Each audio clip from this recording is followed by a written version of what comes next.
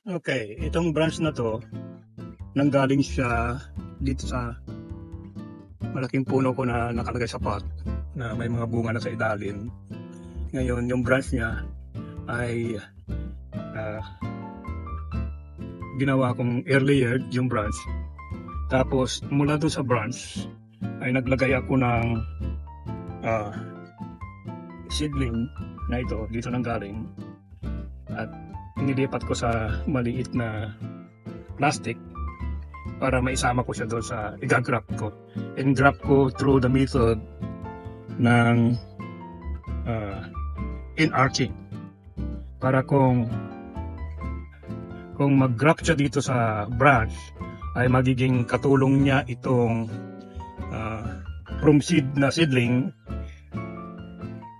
Itong from seed na seedling magiging adapted siya dito sa branch at magiging parang dalawang source ang panggagalingan ng rootstock na para bubuhay dito sa mga prutas ng kalamansi. Ito ay kalamansi na combination of air layering and grafting through the method of in-arching. At ito nga ang ginawa ko para maipakita na ito'y successful sa process na ito. At mayroon na akong isang eksperimento na plant na nabuhay na, at ito nga yun. Ito na. Ganun din ang ginawa ko at ito'y successful.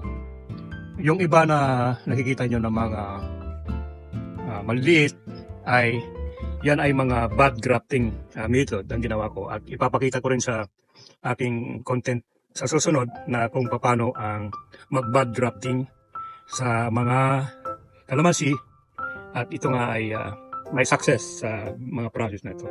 Salamat po.